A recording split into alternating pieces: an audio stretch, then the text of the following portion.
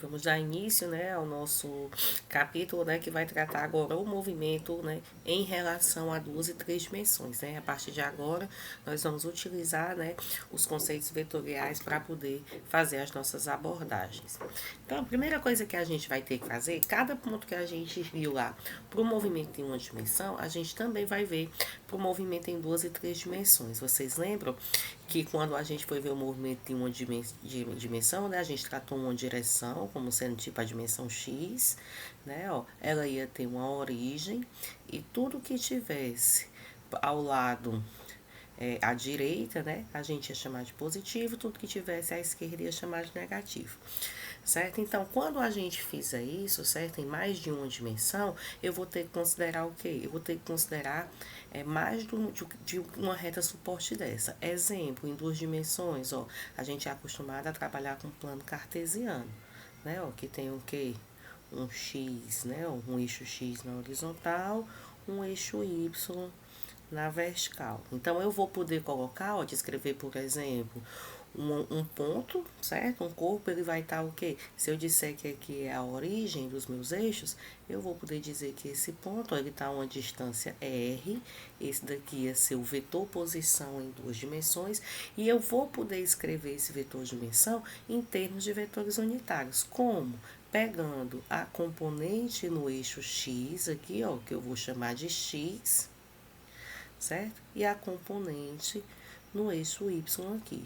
De modo que eu vou poder escrever esse vetor R como sendo quem, ó, X na direção de I mais Y na direção de J.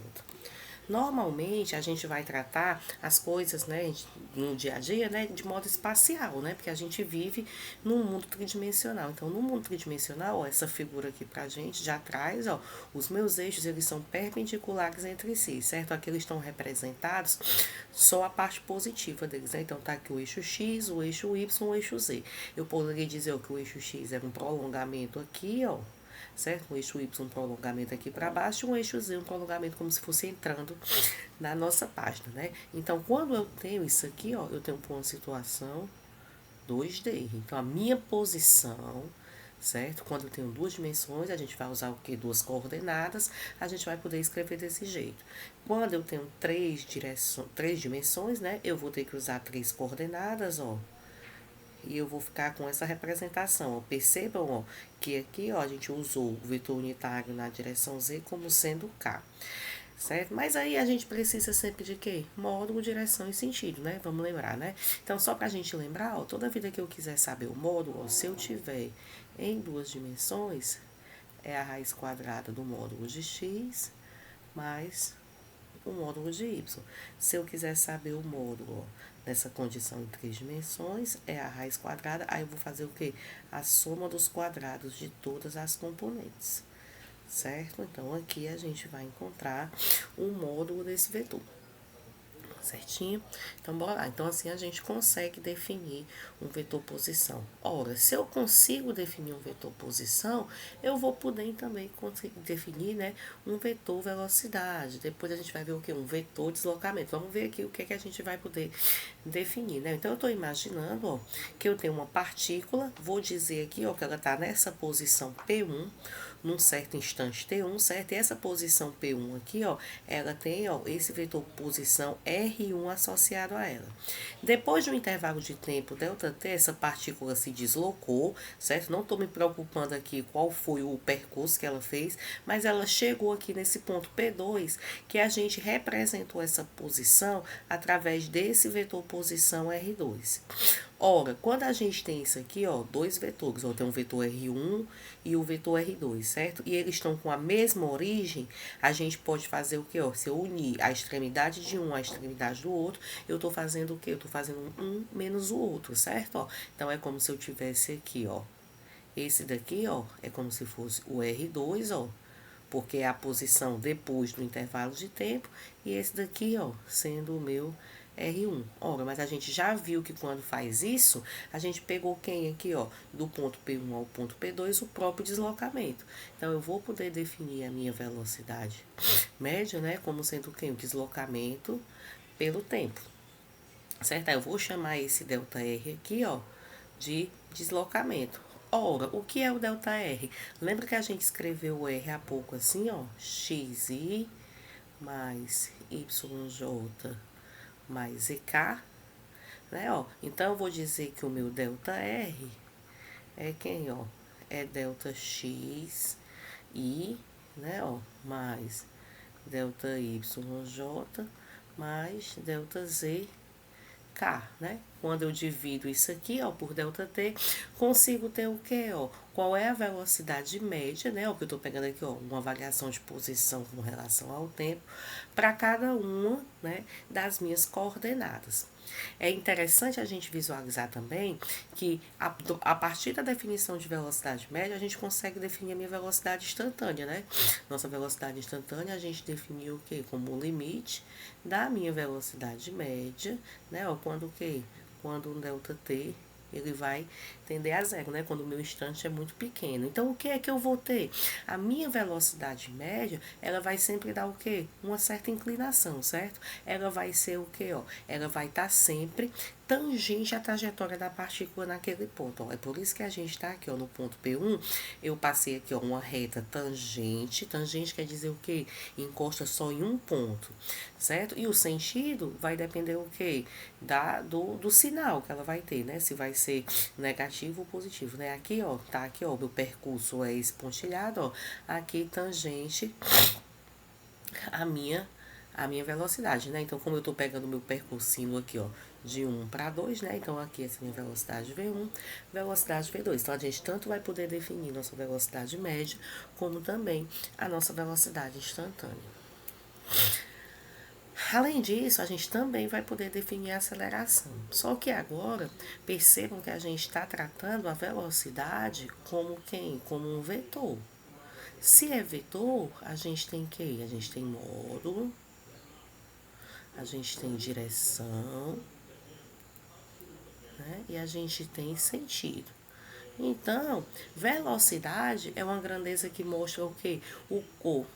A aceleração é uma grandeza que mostra o quê? Que mostra como a minha velocidade variou. Então, o meu vetor velocidade, ele varia se eu mudar módulo, ou direção, ou sentido, ou os três. Certo? Então, assim, eu tenho que saber que tipo de aceleração que é capaz de fazer essa alteração. Mas vamos começar pelo básico. Minha aceleração média, ó, é a variação de velocidade no tempo, né? Então, a gente já viu o que? Essa velocidade aqui é a minha velocidade no instante, né? Ó, a minha velocidade no instante, ela é sempre o que? Tangente à trajetória, certo? Aí, tá vendo aqui? Eu peguei esses dois vetores, ó. Aí, vou pegar o que? A variação de velocidade. É quem? A velocidade no ponto final, menos a velocidade no ponto inicial. Né? Então, eu tenho essa variação de velocidade sobre t, consigo escrever isso aqui. É interessante que a minha aceleração média, ela sempre vai ter, ó, olha aqui, ó, aceleração média, vamos pegar aqui, ó, é ΔV sobre ΔT. O meu ΔT, o intervalo de tempo, sempre é positivo, eu só conto o tempo para frente. Então, aqui eu vou ter o quê? Dois vetores que vão ter o quê? Mesma direção, né? E o sentido vai depender só o quê? Se a minha variação de velocidade for positiva ou for negativa, certo? Mas a aceleração média, ela tem o quê? O mesmo sentido desse vetor aqui, ó, que é o vetor, né, variação de velocidade. Beleza. Mas aí a gente tá pensando aqui, né, o quê? Para casos gerais, né? Assim, que eu tenho o quê? Que a minha velocidade sempre vai ser tangente à trajetória. Então, vamos pegar duas situações. Como é que a minha vai acontecer, a minha aceleração? Quando a minha trajetória for curvilínea e quando a minha trajetória for retilínea. Vamos pegar aqui primeiro, né? Então, a gente já comentou aqui, ó, que qualquer partícula que segue uma trajetória curva, ela tá acelerando. Por quê? Porque o meu vetor velocidade ele não é tangente à trajetória, então o que é que acontece aqui? Ó? Mesmo que o módulo da minha velocidade seja constante, eu faço essa curva, por exemplo, a 60 km por hora, o módulo vai ser o mesmo, ó, mas a direção e o sentido ó, vão estar diferentes, né? Então, qualquer partícula que tiver uma trajetória curva, ela está se acelerando. Certo? Então, a aceleração vai ser diferente de zero, mesmo quando o módulo for constante. Nesse caso, a aceleração ela vai ser responsável por quem? Por mudar essa direção e o sentido da velocidade. certo? Então, eu posso fazer isso em movimentos curvos. Quando eu pego no movimento retilíneo, o que é que acontece? A gente já viu aqui, ó, que o meu vetor aceleração, ele sempre vai depender o quê? Do sentido da velocidade, né? Ó, então, ele vai sempre ter o quê? A mesma direção, né? Que é a minha variação de velocidade. Então, e se eu tiver acontecendo isso aqui, ó, vai fazer com que, como eu não vou mudar a direção, eu tenho possibilidade de mudar o quê? Só o módulo da minha velocidade. Então, a gente vai pensar o movimento, né, que é um dos mais importantes que a gente vai estudar aqui, que é o movimento de projéteis, como sendo o quê? Uma combinação, né? Será que eu não posso ver desses dois movimentos? Então, vamos imaginar que a minha aceleração, né? Ela está sendo capaz de mudar o sentido da velocidade, né? Direção, e também mudar, né? O seu módulo, né? Como era que a gente ia poder fazer isso? Então, eu estou imaginando aqui, ó, um vetor aceleração que possa fazer essas duas coisas. Então, ó, a parte que vai ser, certo? Tangente à trajetória vai ser responsável por quê? Vai ser responsável por modificar o que, né? Essa aceleração aqui, ó. Então, vou pegar aqui um vetor aceleração, né? Ó, que a gente viu o que, ó. Vamos voltar aqui. Que nesse caso aqui do movimento curvo, ó, a minha aceleração, ela sempre vai ser o quê? Ela sempre vai apontar para o centro da trajetória, certo? Para poder ela conseguir fazer a curva, né? Ó, então, vou ter o quê? Eu vou ter uma aceleração aqui, ó. Aí eu vou ter o quê? Uma aceleração aqui que vai ser perpendicular, que é aquela apontando para o centro da trajetória. Essa aceleração aqui, ela vai ser responsável por mudar quem? A direção e o sentido da minha velocidade. E essa componente aqui, ó, paralela à minha trajetória, né? Paralela à minha velocidade tangencial, vai ser responsável por mudar o módulo da minha velocidade, né? Então, a gente vai poder fazer composição e decomposição de movimentos. Beleza, então, os efeitos da aceleração, a aceleração paralela à velocidade da partícula vai alterar o módulo da velocidade, certo? Não vai alterar direção e sentido dela. Quando eu pegar a aceleração perpendicular à velocidade, então a gente vai considerar que o módulo não vai ser alterado, certo?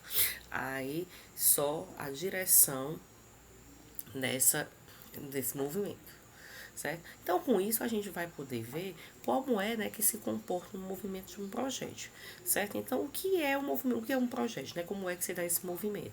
É qualquer corpo que é lançado com uma velocidade inicial e segue uma determinada trajetória, certo? A aceleração que a gente vai ter nela é somente vertical e da gravidade, certo? E da resistência do ar. Então, estou imaginando aqui, o que é que eu posso citar de exemplo, né? Um chute numa bola de futebol, né? Um saque daqueles do vôlei, né? Você bater embaixo da bola e ela atravessar a rede, né? Então, você vê, né, esse movimento aqui parabólico, né? Então, o que é que a gente pode ver aqui, ó? Que eu tenho aqui, ó, minha partícula vai sair daqui, nessa origem, estou considerando que a velocidade dela é v0. Vamos fazer isso aqui, ó. Vou dizer que isso aqui é um ângulo θ. Então, eu vou poder decompor aqui o meu V0 em duas componentes, ó. Uma componente horizontal e uma componente vertical, certo? Vou dizer aqui que é o meu V0x, vou dizer que aqui a vertical é o meu V0y, certo? Foi que a gente disse aqui, ó, que a única aceleração que vai ocorrer é a aceleração da gravidade. Ora, a aceleração da gravidade é dada por G e ela é o quê? Vertical e apontando para baixo. Então, essa aceleração, ela só vai conseguir mexer, certo? Nessa componente vertical da minha velocidade. Né? Ela está na mesma direção, né, dessa minha componente vertical da velocidade, então ela vai conseguir mexer aqui, ela não vai alterar nada que está acontecendo aqui na minha velocidade horizontal. Então, eu posso, né, ter essa composição do movimento como se dissesse aqui, ó, que na horizontal é como se eu tivesse um MRU, certo? Um movimento retilíneo uniforme. E na vertical, a gente vai trabalhar equações como se a gente tivesse um movimento retilíneo uniformemente variado. Então, né, a gente vai dizer aqui, ó, que na horizontal a gente vai estar tratando o eixo X, né, ó, e na vertical a gente vai estar tratando o eixo Y. Então, as equações que a gente vai fazer para representar aqui são exatamente essas. Vamos pegar aqui, ó, para saber o que é que acontece com a nossa velocidade inicial.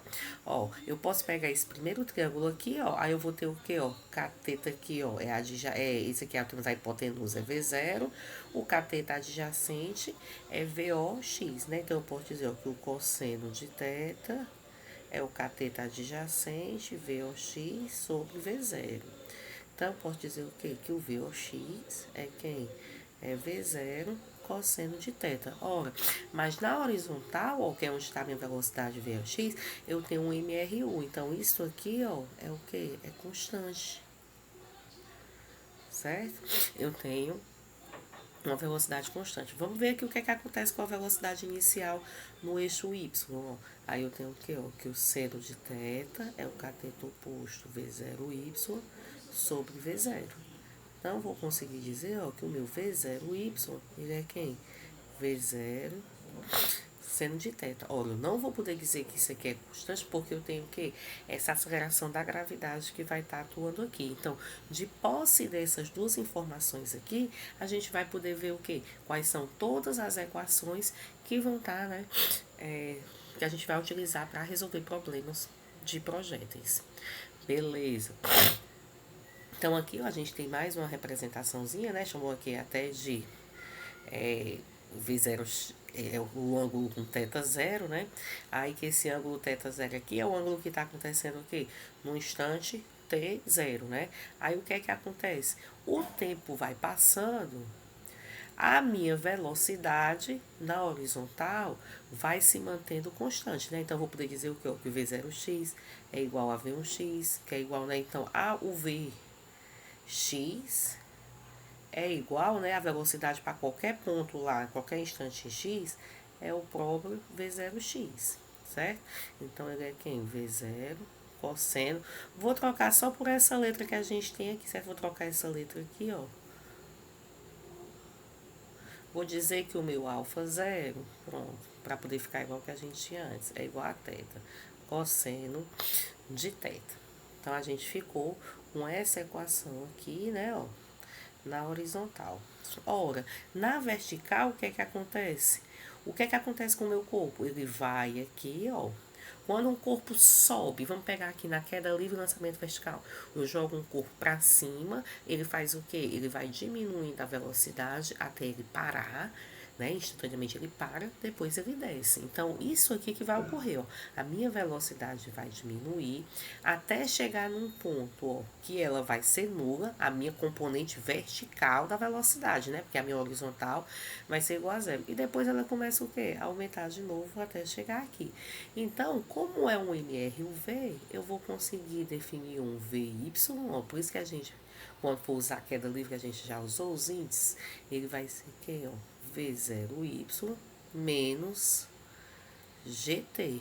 Ora, só que o meu VY, V0Y, a gente já calculou, né? Ali no slide anterior, é V0 seno de θ menos GT, né? Ó, então, a minha velocidade em Y aqui, ó, ela tá variando com o tempo, né? Ó, minha velocidade X é constante, mas a minha velocidade Y vai variando com o tempo. Então, eu já sei quais são as minhas duas equações para a velocidade. Para a posição, a gente tem o quê? O meu movimento retilíneo, uniforme, eu tenho o quê? Ó, que o meu X é quem? Ele tá, né? Ele é quem? Posso dizer, na realidade, eu posso dizer isso aqui, ó, que o meu X, ele é quem? V0x vezes T. Né, ó, ele é velocidade vezes tempo. Por quê? Tem a minha velocidade instantânea, quando a velocidade é constante, ela é igual à minha velocidade média. Aí ela é o ΔX sobre o ΔT. Vou chamar de Vx aqui, porque só pra gente lembrar que é do eixo X, né, ó. Então, fica aqui, ó, X menos X0 sobre T menos T0, né? Como a gente usa T0 igual a zero, né, ó, então, vou ficar o quê, ó? Vou chamar aqui, ó, vou dizer o quê, ó? Que Vx vezes T é x menos x0. Opa, vou ajeitar essa equação e já deixar aqui, ó, x, vou jogar o x0 pro outro lado, ó, é x0 mais vxt.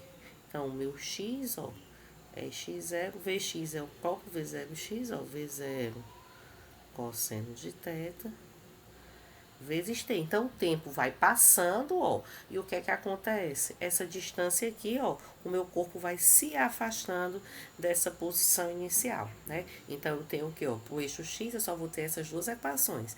A equação que vai definir a minha velocidade constante e a equação horária da minha posição. Aqui, a gente já encontrou uma das equações de velocidade, mas aí eu vou ter o quê? Vou escrever as minhas outras equações que eu vou ter lá, né? O que o meu y, que são lá de movimento retilíneo uniformemente variável. Y0, V0YT, menos GT2 sobre 2. E também a gente vai poder ter Torricelli, né?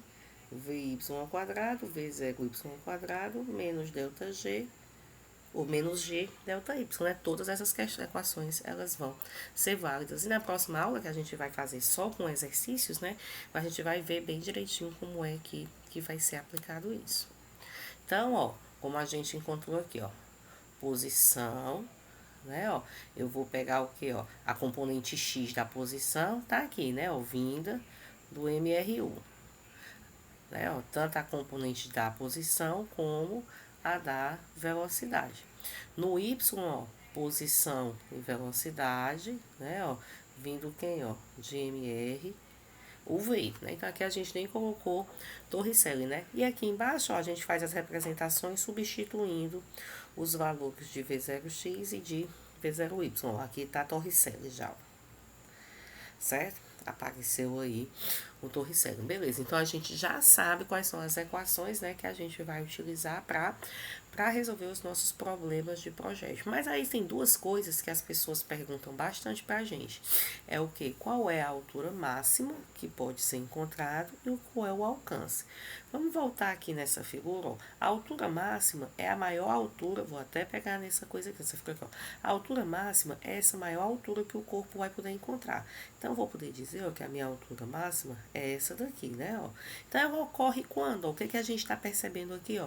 Que a minha componente y, ela está diminuindo, então ela chegou igual a zero, né? Então, vai ser quando o meu VY for igual a zero. Então, vamos pegar aqui nossa equação, ó. Quem é VY? Ó?